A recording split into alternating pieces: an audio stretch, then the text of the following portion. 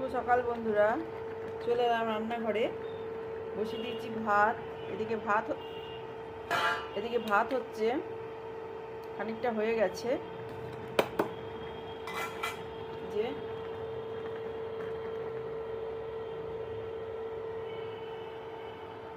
আর এখানে আমার সবজি কাটা হয়েছে, কুমড়ো আলু। এটা বড়ি ফোড়ন দিয়ে করব। এর সঙ্গে একটু পালং শাকও মিক্স করে দেবো, দেখি কেমন হয়। আর এটা করব আমি বড়ি আর রসুন ফোড়ন দিয়ে। এই যে সব কাটা আছে আমার সবজি, প্রথমে কুমড়োটাকে একটু ভেজে বড়ি ফোড়ন দিয়ে তারপরে উপরে পালং শাকগুলো দিয়ে দেবো।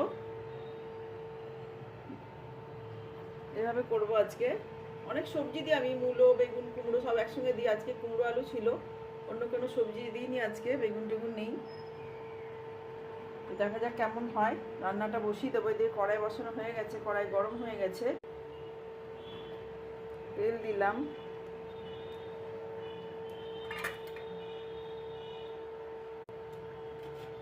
তেল গরম হয়ে গেছে। দিলাম বড়ি আর রসুন একসঙ্গে।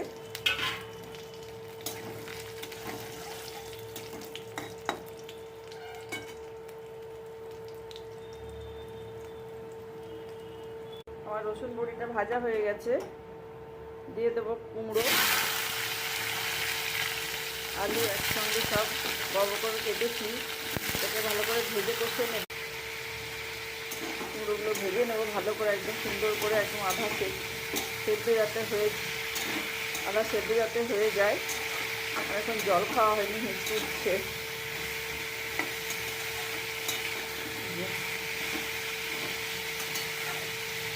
তারপরে আমি পালং শাকগুলো দিয়ে রান্নাটা করে নেব।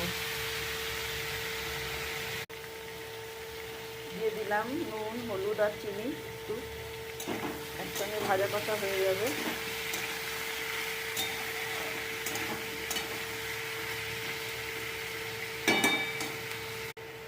জিরে ধনে গুঁড়ো অল্প করে। এই যে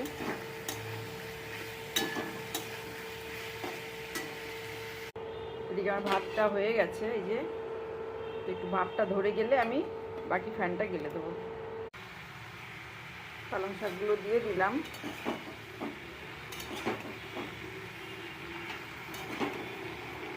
এবার রান্নাটা হয়ে যাবে আমার। আজকে আমার সবজি পালং শাক দিয়ে কুমড়ো দিয়ে